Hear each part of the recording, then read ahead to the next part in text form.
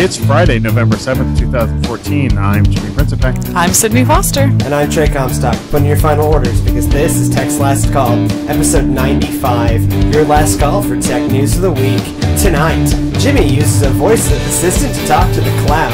Sydney rejoins the conversation. And I ride a swift commercial rocket away from Spotify. But we start tonight with some new artist doing something rather precocious. So although I only recently learned that Taylor Swift and Carrie Underwood were two different people. And that's Underwood, not underwear. That's what I said, Underwood. I only recently learned that they were two different people. Well, now only one of them can be listened to on Spotify. Well, that will help with the confusion. Yes, early this week, Taylor Swift pulled her entire back catalog from Spotify and other streaming services. She had already stopped letting them run her new releases, but now none of her songs are on the service. The dispute is predictably over money. Earlier this year, Swift wrote an op-ed for the Wall Street Journal decrying how little artists make off of these streaming services. The record labels seem to do all right. They're profitable now. But the artist makes something between 0.0084 cents and 0.006 cents per play. To put this in perspective in numbers that make any sense to anyone, an artist who had over 400,000 plays on Spotify made around $1,300 total. A lot less than selling albums. Of course, Swift can do this. She sold over 1.2 million records in a week with her new album, which I've been told is called 1989. I even listened to some of that album in preparation for the story. Wow. I will not be listening to any more of that album. Wait. So did you have to purchase the album? No. I just listened to the preview on iTunes. What the YouTubes are for. No, I just went on iTunes and listened to the 30-second preview. 30 seconds was enough. Or maybe it's 90 seconds, or whatever it was, I had my fill. So, what's the actual equitable way forward here? I think it's a problem with how both artists and users view something like Spotify. Spotify recently has kind of gone to a more ad-supported mobile version, whereas it used to be you had to pay to get to the mobile version, and you can't pick. It's more the radio functionality like Pandora has. But the difference for me between something like Spotify and something like Pandora is I'm a big fan of Pandora, and for me, Pandora functions as the radio. I don't turn on the radio because A, audio quality, but B... Oh, with HD radio, it's not nearly as bad. Well, but HD radio... Sirius and XM have made so many exclusive deals. Not XD, HD. So in that they've cut a lot of HD radio out of cars, especially American cars. Now your car has HD radio, and Kate's car has HD radio, but mine doesn't. And most American cars do not. Mine's because the aftermarket. I put in an aftermarket head unit, but I don't listen to that because I don't like the music that comes across the radio. Right, and so I can pick something that has songs that I've already told them, yes, I like these songs, play this type of music. But with Spotify, I can sit there, and if I want to listen to Taylor Swift's new album, you can on repeat. Well, not her. Well, okay. Carrie Underwood. Let's go into the one that's on there. Carrie Underwood. If I wanted to listen to Carrie Underwood's most recent album on repeat, I could. Or if I wanted to listen to one song of hers on repeat, I could. Right. But basically, you pay whatever it is, $10 a month, and with no ads. $5 a month for ad-free. Who knows? Whatever. And $10 a month for all the rest of it, like the mobile and everything else. Okay, so my point is for between $5 and $10 a month, you have access to every album ever, essentially. And that's probably not a viable business model. Because unlike Pandora, it essentially replaces album sales. I mean, they already don't make that much money off the radio, right? Because you only pay mechanical royalties to the composer, which isn't all that much. I mean, radio, what you make off of radio isn't that much. But the whole theory behind radio and concerts is that that's going to drive two things: merch sales and album sales. Mm-hmm. Which are the two things that they sell at concerts. Which is the two things that sell at concerts, and it's the two things that they actually count on making their profits. The other two things are advertising. What happens with Spotify, and I get what Taylor Swift is on about, which may be the only time I ever make that statement. I get what she's on about because you Spotify cuts out album sales. So I look at my father, who's kind of my perfect example of a Spotify user. He's in love with Spotify. He has been buying albums since he was a kid, right?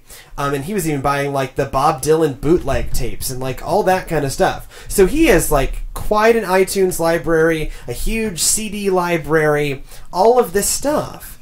And now he just pays for Spotify and doesn't have to buy new music anymore. My dad was like a reliable supporter of the record industry right up until my brother told him about Spotify.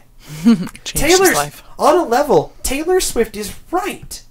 Album sales are completely cut out of the equation because why buy an album? Just keep paying $10 a month. And I will admit that for artists that more the artists that are smaller than Taylor Swift, for example, if they come out with a new album, a lot of times what I'll do is I will listen to it on, because I have Google, I pay for Google Music, All Access. So it's basically Spotify. Yeah.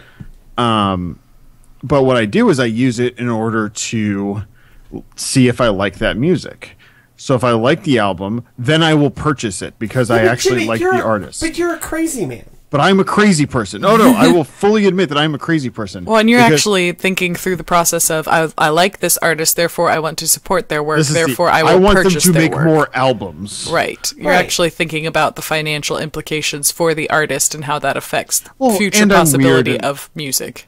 And I'm weird and I like physical media. That's another part of it. But it's mostly that I can get, a lot of times what I'll do is I'll do the Amazon auto rip thing where they ship me the album, and then a lot of times the album will go in a drawer and not be unwrapped until I decide I want to listen to it in my car. So other than that, I mean, Google Music All Access is a perfect replacement for albums, as is Spotify. But so I look at Taylor Swift, and again, I agree with her that the current state of the industry is totally untenable. But you have to realize that you can't go back. Because at one point, 5 years ago, 6 years ago, music was free. Certainly 10 years ago. Music was Definitely free. 10 years ago. Okay? No one paid for music.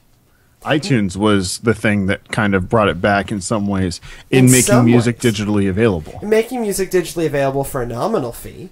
And then the streaming services really made it viable with, so why pirate? So why have to deal with the hassle of piracy when for $10 a month, or for free if I'm willing to deal with ads, Spotify and Pandora can give me anything that I want. But at least the record industry is getting some money out of that. Whereas with piracy, they are getting no money off of album sales. They are getting, we're going to the concerts and all of that, but that doesn't make an industry. There are a few big artists, Drake will make $500,000 for a concert, but that's real rare. Even Taylor Swift and Carrie Underwood, both of those examples. Right, but Pedals on Our Pirate Ships, which is a band that I helped bring. I used to work for my college in their kind of activities board handling, booking bands. And so I would see how much we were paying these bands. And so yeah, when we brought My Chemical Romance, we paid My Chemical Romance $130,000 for one gig. When we brought in The Wailers, we paid them 60 or 70 grand for a gig. When we brought in Pedals on Our Pirate Ships, we paid them $500 plus food, right? Which I think is, if you looked at Pedals on Our Pirate Ships, they needed the food. Well, and I think that it's changed slightly since then, because I do remember a mutual friend of ours going through this process for his university, and I think Macklemore at the time, this was right as he was about to make it big, was like $30,000. Sure, and so I mean, so that's kind of. But he wasn't at that point. Macklemore was not yet mainstream. Right, but so we had Girl Talk in a similar situation, and yeah, that was kind of the rate that we paid. I mean, that was probably a big-ish concert for us, which would have been 10 to 20 grand. So I mean, that sounds right in line. But again, there are very few artists, and again, they're not pocketing all of that money.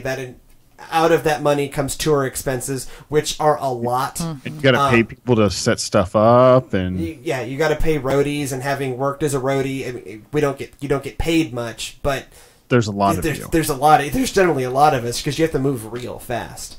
I've never had to run so fast as when I was a roadie for my chem. Like that was like, just go, just like wheel all the things. It was like what you set up in like, so you set up over like a long period of several hours, and then like the gig ends and you run like hell for 90 minutes and then everyone rolls away and you just go like, what just happened, man?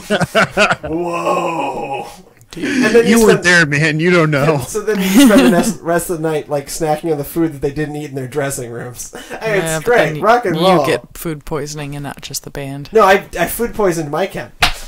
So, funny sidebar. Funny sidebar, and we'll get back to it. I didn't deliberately food poison My Chemical Romance, but I was sent to pick up their catering, and the catering that I picked up food poisoned them. Oops.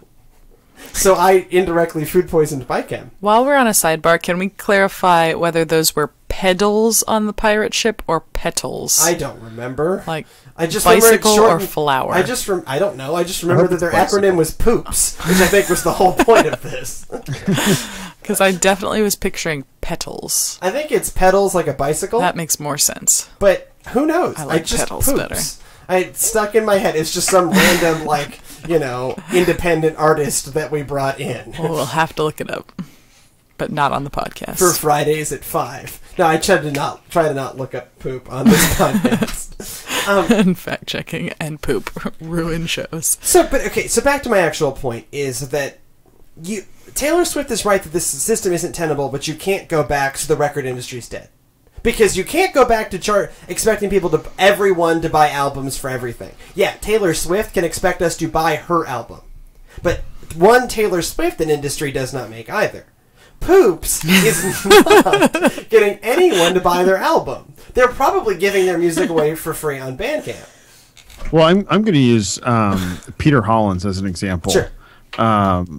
So because of the advent of YouTube and specifically the high quality content that's being served out on YouTube from not only major record labels but also smaller independent artists with an HD camera and a friend who likes editing. Right, a friend who likes editing, and a good microphone is really all you need. So for $200-$300 you could be good to go. Well, so Peter Hollins, the way that he does it, because he's an artist that I follow that I really enjoy, he uses Patreon to help. This is what Patreon was founded to do. Right, and Patreon was founded by a YouTube artist that from Pamplemousse, which is a large YouTube but small mainstream. Pamplemousse. Pamplemousse. Grapefruit in French. I think somebody correct me if I'm wrong, if my French is off.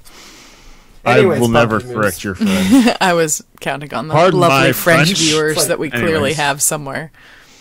But pretty sure it's a grapefruit. Something like that. And then whenever he releases a YouTube video, he also releases a single to go with it. You can buy the single and off of another website that's not you can buy it off iTunes, but he always makes the plug of, if you buy it off this other site, then we get more of the money. So there's this very interesting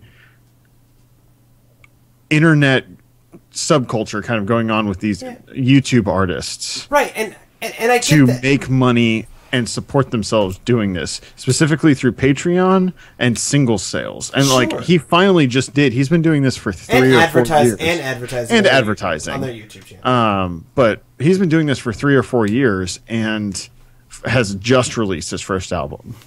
Sure. And I get that. But that also can't sustain an industry. No. That doesn't scale, right? So I support kind of 3 or 4 different things through Patreon and Patreon-like things, right? So I pay $5 a month directly to GiantBomb.com. Because I get way more value out of them than I do out of Netflix. And so that seems like great. And I also pay $5 a month to Tom Merritt. And these are both kind of podcast internet media, but it's the same kind of model. But I don't want to start paying for all of my content that way. And I don't want to start paying for every artist. Because, so I have some personal attachment to Peter Hollins. I thought he was amazing in On the Rocks. And so, like, I am forever with you. Peter Hollins and Lindsey Sterling and a few others like that. But I can't imagine how sick an industry it would be if basically every musical artist was constantly conducting a Kickstarter. Which is what Patreon amounts to, is that your livelihood depends on your ability to constantly be doing a Kickstarter campaign. And that's great for the people it works for. I think it specifically works for that high-quality YouTube, but not mainstream. Sure, no, without... So, like, Lindsey Sterling, I think, she doesn't do Patreon, I don't think, but she's also more in the record... Right, I mean, she's released a couple, at least she's one released or 2 albums. 2 albums, and she tours much more regularly. And God, she spends a lot of money on those videos. She really does. I mean, the production in those videos is ridiculous. So, I mean, there are interesting models like that, but again, none of them to me scale to the size of a multi-billion-dollar industry. And God, I hope not. Because it is bad enough, hey, check out the merch table and the album sales in the back, right? Like, that's kind of annoying in the middle of a gig. Imagine, scan this hashtag, or scan this QR code, go to our Patreon, and just give us money after I just gave you money to get in the damn door. This is not... Right. I mean, this isn't the future of the record industry. Well, and that's not the way people think of, like, Taylor Swift or Carrie Underwood or Macklemore or any of these large artists, that the way you support them... Well, people don't think of supporting artists. Sure. That's the bigger problem. That it's, how do I get this media into my, into my iPod, into my phone, into my computer, into my whatever. I wonder how much of that is, and this is totally not entirely thought through, but I wonder how much of that is because how much they project the image of wealth. Right? So, they ain't hurt. Who cares? They just wrecked a BMW into a hotel pool. Or whatever. Right? So, Right, but the second that they stop touring... Right. Or, all they have, the money goes away. There is no more money. Grill of gold, and they're driving a Lamborghini, or their Bieber. So why do I need to support them? Right, why do I need to support them? They seem to be doing fine. If I could pay less of my meager income for what they're producing, great. Because at one point, I was spending no money of my meager income to get what they were doing. And so they should be happy that I'm paying anything at all. Right. But again, I can intellectually understand the industry is broken and may just die in its and this isn't only a record industry problem, and I think that's important to note. This is a problem in the movie industry, too. That the movie industry is having as well. If you look at... So we talked about HBO and the fact that they're offering their stuff online now next year. Not yet, but next year. Soon and very soon. Independently of having an HBO subscription. And I think the major reason for that is that every single year Game of Thrones is the most pirated show in the world. But it's also kind of affected the kind of content we see at the box office, right? So you ever notice how basically the only movies now are superhero movies? Yep. Because DVD sales are dead. And so they've just figured that we can only really make the type of movies that are going to blow up at the box office, and that physically going to the theater matters. So, for a lot of movies, that's untrue. Like, honestly, I probably could have watched, like, The Royal Tenenbaums just in my home, right? What good was there seeing, I watched the Grand Budapest Hotel on a 4-inch screen on the back of a... Right, and it's still a phenomenal movie. But, to see a big action movie, having the big screen with the big sound system really makes a difference. Or the 3D IMAX, your chair shakes. Blah, blah, blah. all of that. So it matters. So that's why you're seeing You pay more and more and $18 more. for popcorn. And like, you know, at some point, if you look at Marvel's $40 projections, tickets. it's going to be like 6 Marvel movies a year from now until 2019. Because they're the only things that are really making money. Again, because this system is broken. Now, I'm not assigning a normative thing, oh how sad, we should stop doing this. It's just to recognize that this thing is dead. And we need to see what rises out of the ashes of it. There's going to be a different model that's going to have to be arrived at, and I think that if you look at companies like Netflix that's actually making money and being ballsy with the deals that they're making, and they're raising their rates, but rightfully so. And you look at kind of what Amazon is doing, and you look at what Pandora still hasn't figured out a business model where they make money because they're so screwed by regulation. Neither has Spotify, to be honest. But Spotify's handing away 70% of the revenue to artists and record labels. Right, and then if you look at Google Music, Google doesn't care if they make money. Well, no, I'm going to straight out say it. They do not care. That is a way for them to get you into their platform. Right. I mean, it's the same way if you look at Disney, actually. Disney doesn't really care about not exclusively box office, right? Because they're going to get you in toys and video games and theme parks, and they have in Elsa costumes. In Elsa costumes. Oh yeah, they're going to get you every way from here. But I mean, think of what's making money in the movie industry right now. Most of it's owned by Disney. I mean, they've got this figured out, man. Marvel, Disney. Pixar, Disney. Star Wars, Disney. And it's going to make money. Well, and I've been totally addicted to their newest tower defense game that they released with the Star Wars stuff. And like the #1 kids movie of last year, Frozen, a friggin' phenomenon. Disney. So now Disney, you think it was just being the kids company, but realize like they've really branched out into this kind of mainstream adult action movie thing. With Pirates of the Caribbean. Pirates of the Caribbean was really what started it because they didn't really expect to be super successful at that. So they really didn't take themselves too seriously. And that's why it was such a great movie. And it was awesome. But then, with the Marvel purchase and all that, Disney's got this stuff worked out. So you brought up Amazon, and they used to like sell other people's stuff, right? Yeah, books, actually. Books, other people's books. Once upon a time, all they did was sell books. Not anymore, though. Yeah, yesterday Amazon announced a new kind of connected product for your home called Amazon Echo. Yes. So Trey's very excited about this device. So for lack of a better description, Amazon Echo is the Siri for your home, allowing voice control in a 9.5-inch tall kind of tube thing. Bluetooth speaker. Yeah, it's a Bluetooth speaker. It has a microphone button on the top. It has 7 microphones. It has a microphone button on the top. It has 7 microphones, and then it's a tube. So kind of the top half is where all the smarts are, and then the bottom half is where the speaker is. So in the promo video that Amazon has on their website, they show a family kind of interacting with it in the same way that people interact with Siri or Google Now, asking it, converting things in the kitchen, adding things to lists, asking it where to hide a body. Where should I hide a body? Oh wait, no, you should not. Don't ask it that. Ordering things online. Actually, they didn't show that, but that's an obvious segue for this thing. Now the NSA is going to come get you. What again? Sorry. Okay. No, I have. It's not. Keep going. Just keep sorry, I got distracted. So Amazon Echo is going to be available by invite only for $199 for non-Prime members and $99 for Prime members. So, Trey, do you see a place for Echo in your home, or do you think it's really just an overblown device that a Bluetooth speaker and a phone with Siri or Google Now or Cortana could easily outperform? Yes. To both questions. Echo is interesting to me for one very specific reason. Siri does not have voice wake up when she's not plugged in. If at any point Siri had voice wake up when she is not plugged in, I have no use for this device. So what you're telling me is that you need like a Moto X. But that does not run iOS. But yeah, I need...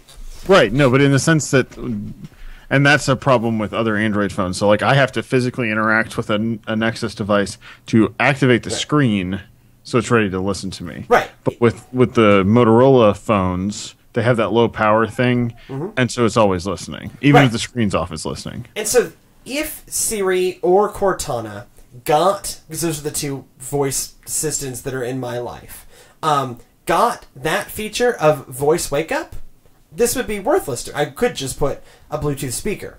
But given that that is currently not the case, to me this is the perfect kitchen device. Right? So I set it in my kitchen, and I do a lot of cooking, and I'm very precise. And so I want very precise timing. And so usually... German in you. I'm in no way German, but yes. Relevant. Be me. She's the German, and she's the imprecise cook. I'm a very precise baker. Very you have to be with baking. Baking is very precise chemistry. Very precise. Very precise. Anyways, so I do a lot of things based on a timer. And that involves me holding down the button on my phone while my hands may be messy to tell Siri to set a timer. It would be much better if I could just go computer, which is what I would name it, because you can give it its own. You can give it your own wake up word. They use some A name. I can't remember. Oh yeah, it's Alexa. really confusing Alexa, when you watch it. Alexa is the. It's called Echo, but they call it Alexa. Right. So, but the Alexa is the stock wake up word. But you can give it its own wake up word, and I would give it computer. And so I can say, computer, set timer for 8 minutes. And it would set timer for 8 minutes. Or I've realized I've run out of milk. Computer, add milk to my shopping list. These are really useful things, specifically in the kitchen. It sounds like a great kitchen device. Now, again, the only reason I think it makes a great kitchen device is because Cortana and Siri lack something. They lack that voice wake up. If it weren't for that voice wake up, this would be pointless, and I would agree. But it also speaks to something of the future. It may not be all that full-featured now, but what if this starts to become an integrated hub for your smart home? Then, this is really cool. Computer, turn on the lights in the living room.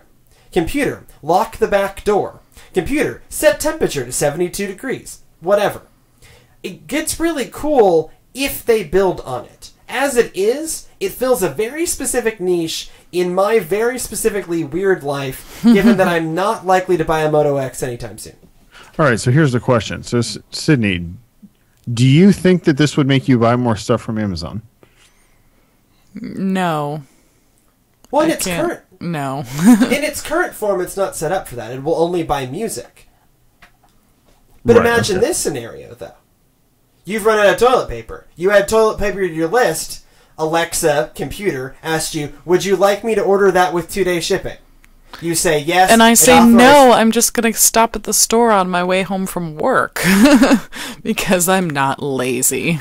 I'd say no, make it 1-day shipping. I'd say no, make it 1-day shipping. No, but just not. I mean, I don't mean to actually make fun of people who buy their supplies on Amazon. It's a lovely way to shop, but I'm not one of those people. I'm just no. But if I think about it, I'm not going to do that. I do the bulk dry goods shopping for our household, right? And it's a pain in the butt because it's not like we're picking it up from Kroger's on the way home. We're going all the way out to Costco to save money on the bulk shipping, right? Right. So that again, I've been meaning to do that for like a month and a half, and I just now got around to it. If Alexa would order toilet paper specifically and it shows up in 2 days, that's perfect. Actually. Well, the other thing, you can do the Amazon subscription stuff. Yeah. And this would be a good kind of, with that kind of specific thing, this would be a good application for that. But everything that Amazon does is about driving, A, being in the Amazon ecosystem, and B, being kind of getting you to buy more stuff from Amazon. Whether that's physical products or digital products. Integrating well with, like, and like you said, with music or with Audible and things like that. But, it's not going to, I'm not going to say, oh, Alexa, I need to buy a Christmas present for Trey. Find this Lego set and have it shipped to me. Like, I'm just not going to do that. No, but to me, that's not necessarily where Alexa's utility for me is. Right, it might but be that was I was answering the question that was posed to me about buying more things on Amazon. Sure, but that might be its utility for Amazon, or it might be part of a greater ecosystem play. It will buy digital goods on Amazon. And they could be making a a play for the home. If you look at what Google did, I guess this was 3 years ago now, when they released with the Nexus Q. Yeah. If you look at the Nexus Q and then you look at the Chromecast and specifically the Android TV, you start to see kind of where the Nexus Q was just a shot in the dark. Like, let's throw this thing out there and see what people think. Anyways, this thing is the Nexus Q. Only better. It has its own self-contained speaker. Yeah. I will go with the Amazon or the the Android TV is the Nexus TV. What the hell that stupid thing is called? Android TV. Android TV is a platform. Nexus TV, I think, is the thing. Sure. Is the actual realization of that idea, but more. If we're talking about Google, it's that the fact that they've gotten their services rolled out on multiple devices, and so I can do the YouTube trick that I can do on a Chromecast on a Roku or on an LG TV or on a Samsung TV. Sure. You know, and on any TV that has a YouTube app, I can do that. It just won't do like pretty colors and stuff unless I integrate it with Wink. Pretty. Which I'm tempted to get one of those colorful light bulb kits. That would be kind of funny. After I talked you out of getting one? Why? I have no use for it, but just sometimes it needs to be green. And then, that's pretty much sometimes it needs to be green. That's true. So Trey's going to get one of these and report back on how it is, whether it performs as advertised. Yes, I will probably get one because, again, and actually I probably want like 3 of these. I would love one. Start with one. Scale. I would love one for my office. So I could just be, sitting at my desk or in my armchair and just talk to Alexa or computer, because I sort of talk to Siri that way when she's plugged in anyways. There's an excellent comment or note in this where it says, "Oh no, it's not listening to you until it hears the keyword." The wake word. No, it's totally listening to you. So that it hears the wake word. So it hears the keyword. Yeah. Right. I hate you all. Yeah, but I mean, my living room already has Connect, and it's and it's always watching. Xbox on, which now my Xbox is probably on. Yeah. So that doesn't faze me, but again, this is somewhat gimmicky and just plays off a weakness in Siri and Cortana. But it does start to get at. But it looks like a quality product. Yeah. And starts to make the world feel a little more like Star Trek. And that's not so bad. Right? So all in favor. So speaking... Aye. Yeah, aye. So speaking of not so bad, what on earth is Microsoft doing? They're out of their damn minds. They have been. I mean, this is not... They're This is not your father's... the trend. In the continuation of the trend of being out of their damn minds... This week, Microsoft announced the ability to edit Office mobile apps for free on iOS and Android. Fantastic. Yeah. So they're no longer requiring an Office 365 subscription like they did in the past. What they offered previously was that you could view for free and that you could only edit for free, or you can only edit if you had an Office 365 subscription. Now, according to Microsoft, the new mobile apps are more of an extension of the web app functionality to mobile. So they've had their Office web apps that were specifically designed to compete with Google Docs, and they're just taking that same functionality and putting it in a mobile app, which makes a lot of sense. Sure, it's what you can get free already, now in another way. This is also on the heels of another announcement of a partnership between Microsoft and Dropbox, where Microsoft will integrate the Dropbox service over both desktop and mobile into its software. So whereas right now you have the ability to save to OneDrive, you will also have the ability to save to Dropbox within the Office applications. Now, both of these features are limited to both Office and Microsoft consumer level people. Office 365 consumer. Not even Office 365. So if you log in with a Office 365 corporate subscription, right, you will not be able to do any of this stuff for free. You'll have to have that subscription. But what if I do Office 365? If you have a personal, so this Office is 365 personal. you'll have all this integration. Right. The distinction was kind of strange. Basically, if your employer has a deal with Microsoft and you're not activated to have the editing abilities on your tablet, then you can't have it. Right. So it shows that they're very much doubling down on the enterprise as the source of their money. As a source of their money, but making sure that you still need Office. So one of the features that they took out of the free version is track changes. Track changes or view or present PowerPoints. Is present PowerPoints one of the ones they pulled out? I missed that. I think so, yeah. But yeah, track changes. Presenter mode has been pulled out of PowerPoint. Oh, okay. Unless you log in with your Office 365. Obviously, if you log in with your Office 365, you get all of that stuff. You get everything. You get everything. That doesn't bother me really. And that. What do you think about this strategy? What I think is more interesting is more. So this is just making so what they have on the web and what they have on their mobile apps is the same, which makes a lot of sense. I'm more curious about this Dropbox deal. What do you think is other than a cat attacking a microphone? So I mean, some of this is everything. I mean, some of this is just Satya, right? I mean, Satya has said we're going to be everywhere. No, I mean, mobile first, cloud first, but we're going to be everywhere. Office is on Android now. Okay? So Office is on iOS. Office is on iOS. So what that looks like in the cloud storage world is, yeah, we'd like you to use our cloud storage platform, which, by the way, gives you a ton more space for a lot less money. Well, but because you get like 15 gigs to start rather than 2. And then for $100 a year, you get Office, all Office, and unlimited OneDrive storage. For $50 a year over on the Dropbox side, you get like a terabyte. Okay? So, you shouldn't be using Dropbox. But if I've actually stopped. I've stopped too. I just have one particular piece of software that only integrates with Dropbox. Anyways.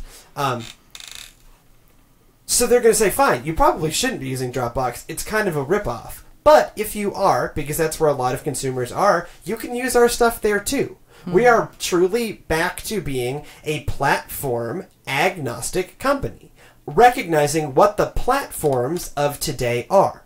They're the mobile operating systems, and they're the cloud drives. Mobile first, cloud first. Oh, yeah. Those are the platforms of the modern world. Obviously, they're across the PC platforms. You can't get Office for Linux, but you can get Office for Mac, although they need to update that soon, because they haven't in 4 years.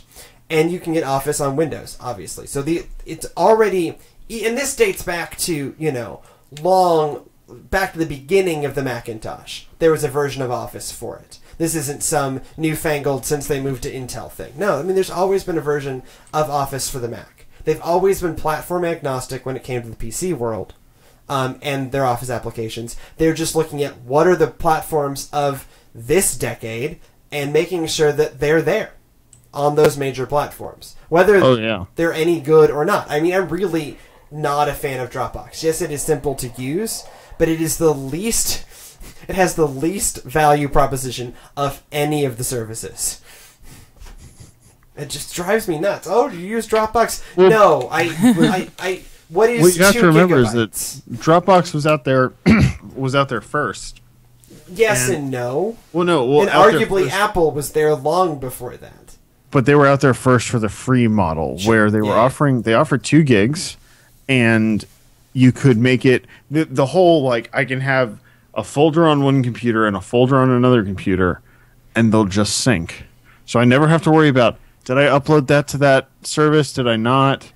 Sure. And very much in the same way, that's the reason why Google Drive has an actual folder on your computer. Why OneDrive has, well, it's not really a folder on your computer. No, I mean, in Windows 8.1 on my Surface, it is it's a folder with both some offline and some online only. Yeah, and you can specify so I have Windows 7 on this machine, and it's a folder, but you have to remember that once it goes on there, it's synchronizing it, and then it removes it from your machine. So unless you tell it to save it locally on your machine, it's not on your machine. Right, but again, Again, Apple had this 10 years ago. Or at least 8 years ago. Apple had this. No one used it. It was awful. There was very little storage. It didn't work right, but it existed. Right, but Dropbox was it mainstream. The mainstream, Sure. and it has caused everyone to move to their model. Sure. But at this point, they're relying too much on that and aren't doing enough else.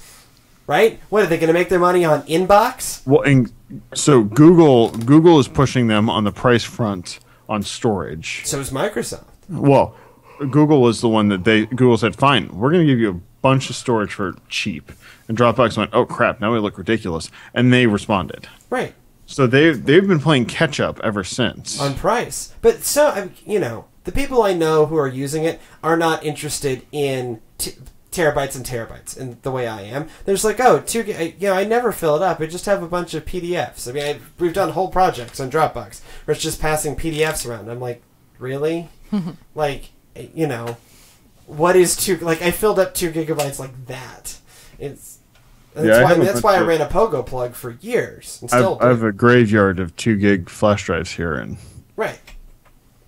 Actually, that's not even true. This is an 8 gig.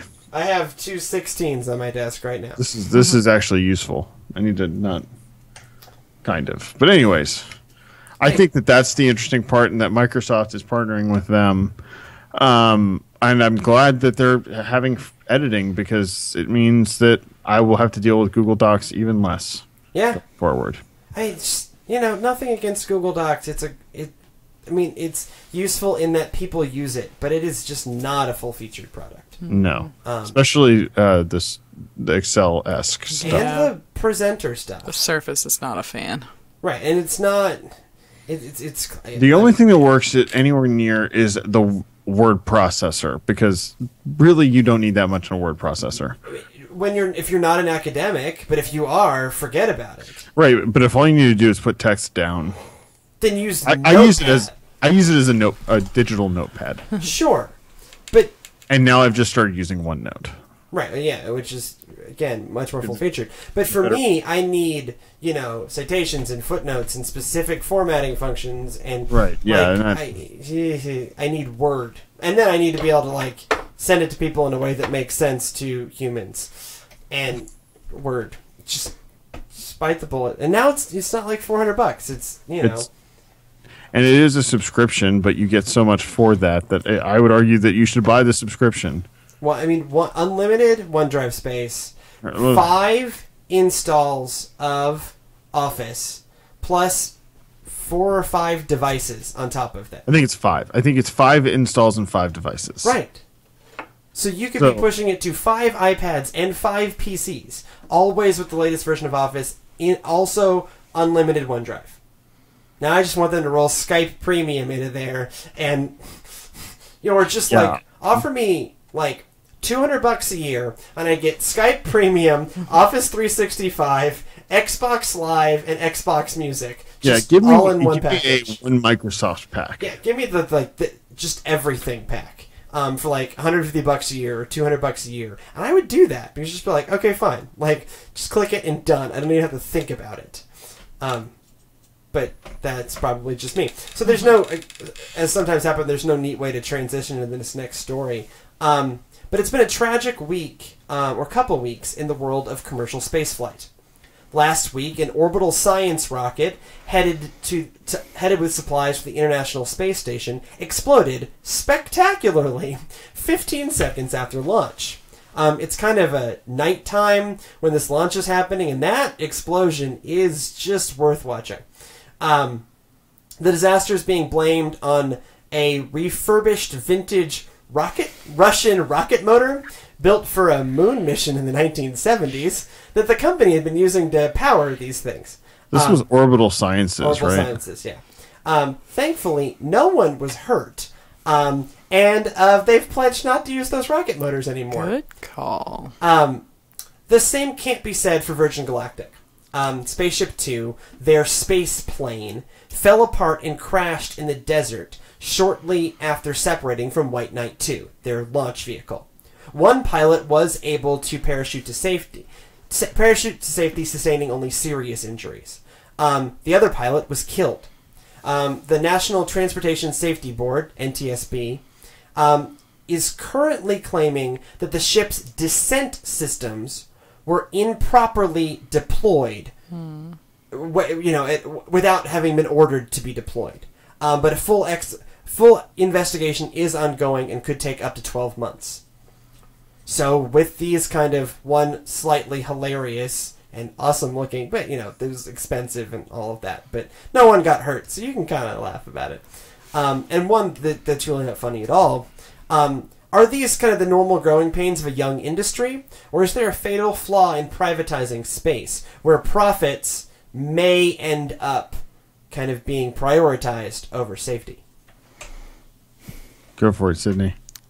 I mean, you hate to say that any death is just kind of, that's just, there's gonna be a few here or there, because that's not what we're trying to say, but, I think some of this is just inevitable given the type and the level of technology that's being worked with here. And I don't think that, because if you think about what these companies' aim is, particularly, if we're talking about Virgin Galactic, where their purpose is, hey, we're going to take people and we're going to travel in this thing, they're not going to be cutting corners when it comes to safety. So there's just, that issue of at some point you got to test this stuff. And it's like what you say, Trey, all the time about, how do you practice, those people in the X Games who flip snowmobiles upside down? How do you practice for that without just everybody dying constantly? Turns out foam pits are the answer to that. So, well, we hate to see, we just, expect people to die. We don't want to say that. But at the same time, there's a certain element of risk and danger involved here, because at some point you have to test stuff, and it's, Well, I mean, this in some ways, I think part of it is just natural part of the business, unfortunately. I mean, in some ways, the same can be said of NASA in its early days. Right. I mean, the other thing is that we still blow up rockets on the pad like NASA does. The rockets because on the sometimes, pad, guess what? Rockets don't do what you think they're going to do, and you just kind of blow it. It is just rocket science, right? Like, There's a great. So I was at NASA today, actually, and there's a great T-shirt in the gift shop that said, "It's not rocket science." Oh wait, it is. It's literally rocket science. So, Darn it. again, the orbital sciences thing, it's kind of funny, and because it happens, right? Unmanned rockets blow up, not all the time, but with some regularity. It just happens. Well, the other thing to note is that the SpaceX Dragon capsule was successfully went to the ISS and returned during right about the same time that this was going on. Yeah. Basically, what happened was they went to launch the Orbital Sciences one. It blew up. They went, well, shit. So they sent up the SpaceX capsule to both bring them supplies and take back what the experiments. Right. Commercial spaceflight has actually been going really well in that it exists. And it didn't used to. And they're doing it super cheap compared to what NASA is able to do. And so NASA is able to instead double down on the experiment and the research aspect of it instead of the getting to and from the International Space Station. Yes. But they got it so cheap partly because they were using refurbished Russian rockets from the 1970s. Yeah, so I feel like the words refurbished and vintage should be red flags when talking about space travel. So, an interesting story behind the NK-33 rocket motors used on the Orbital Sciences Antares rocket. Russia, back during the space race, was also building a moon rocket. And so they built all of these rocket motors for an eventual moon rocket launch. After the U.S. made it to the moon over and over again, the Soviet higher-ups decided that it was not really cost-effective to continue to try to get to the moon. And so they ordered these rockets destroyed. Instead, they got stuck in a warehouse somewhere, way out of the way, and just sort of sat there for a really long time. Like, 40 hey guys, years. Look what's over here. And so they now do a pretty good business of refurbishing and selling these things to folks like Orbital Sciences. So, I hear you that, clearly Virgin is not skimping on safety. Right. There are some accusations of it. They just switched to a new type of fuel that's smoother, that was hoping for a smoother burn but is less tested. They are moving at a very fast pace, all things considered.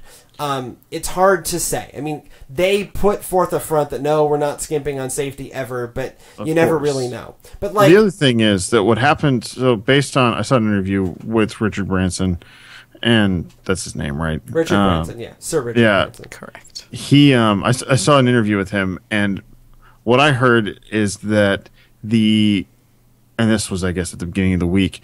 They think that what happened was that the co-pilot, who's actually the one that died, accidentally released the safety that holds the tails. So the way that this thing works is it's kind of like, for lack of a better term, it's like this, and it has the wings in the back that fold up.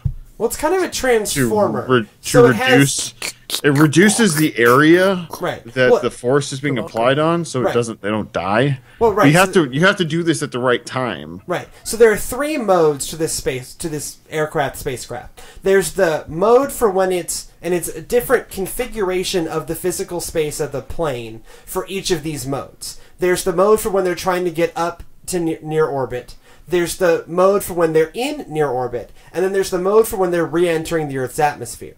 And what they did, the way I understand it, is he switched to the mode for re-entering the Earth's atmosphere, which too early, like while the rocket motor was running after they'd just been released from White Knight 2, such that it so drastically altered the flight characteristics that the thing felt, and the geometry of the thing fell apart. So that's the other thing that just can't be removed from this equation, which is, if people are piloting these things, there's human error, and that not just at the engineering phase, but in the piloting phase. So right, and Virgin is hiring only like the best of the best. But well, even they occasionally. And it is one of those. We all make mistakes at our job. Just for some of us, those mistakes have higher consequences than others. Well, and it was a twofold failure because the person is the one that released it, but there were supposed to be engineering safeties in the craft to prevent it from doing what it did, and so they said no one. Based on what they had, no one activated it. They just removed the safety, which they weren't supposed to do. Okay. So it wasn't like a person activated it too early, which is why they think that the safety was removed accidentally. Sure. I mean, but again, like they need to find ways, if they are going to take rich people on these things, they need to find a way to have this not happen. Mm-hmm. Yeah. So speaking of space, rich people in space. It's time for this week's last call.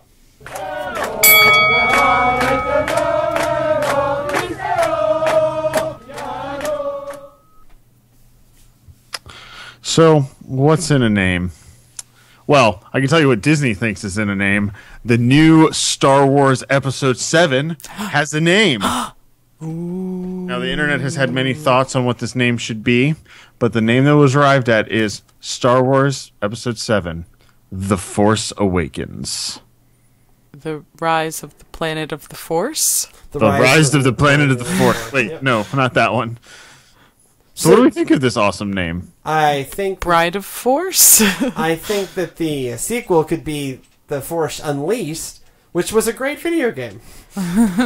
Force Awakens, The Force Unleashed, and then The Force Oddly Contained.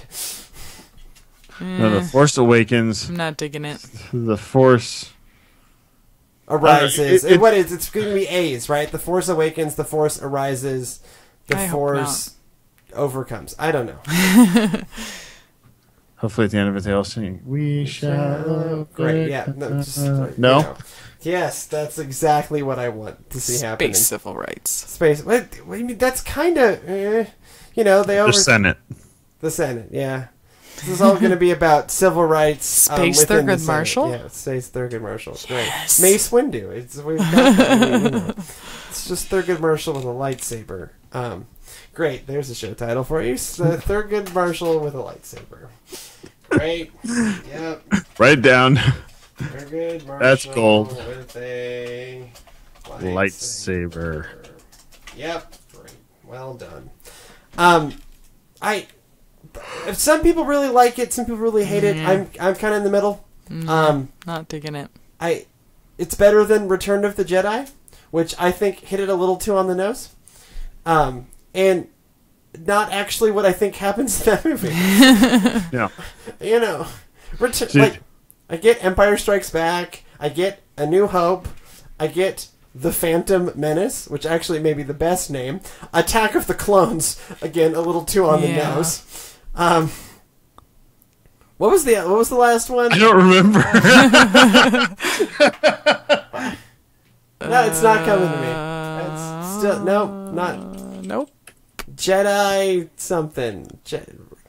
Clone Wars is the TV series, right? So it's Attack of the Clones. Revenge of the Clones. Revenge of the Sith. Revenge of the Sith. Yeah. That one was alright, too. So, it's been hit or miss. They're hitting about 50-50 on the names. This one, not as bad as Return of the Jedi. Certainly not as bad as Attack of the Clones. Which is also not really what happened in that film. Do you really think... I mean, I get the last scene with the Ewoks and all that, but do you really see that the main thing... It's really like the triumph of the Republic, not the Return of the Jedi. There's still... Yeah, but the Return of the Jedi for a trilogy sounds much more like final. Remember, he then waited 20 years to make the next movies. Right. And then waited another 15 years to make these. But if he is to be believed, and there's interviews, so when they re-released the special editions in the mid-90s, he did, did interviews, video interviews before each film ran. And one of the things he talks about, and again, I was like 8, but this is stuck with me in my head. I was 10. He talked about that he always imagined this as being 9 movies. Always, that was always the plan. Him, Lucas, always imagined this being 9 movies. And so that's why he went back into the prequels, and that's why they're now going and doing the 9 post movies. So, Return of the Jedi maybe starts to set up what we're going to be seeing, because hopefully we get Luke in the Jedi Academy and these things that happened in the fiction that has been well established for a very long time. It's canon, y'all. I mean, there is like a post Jedi, post Return of the Jedi, RTJ, canon that I don't want messed with. But of course it is going to be. So on that note, we should probably get out of here. Thank you so much for joining us on Text Last Call. If you have any feedback, mostly about the name of Star Wars, or messing with Jedi cannons. Right. Podcast. Don't do it. Podcast at textlastcall.com, facebook.com/textlastcall, pinterest.com/textlastcall, or at textlastcall on the Twitters. However you find us, we'll be seeing you on the interwebs. Happy birthday, Jimmy. Had to be said. Thank you.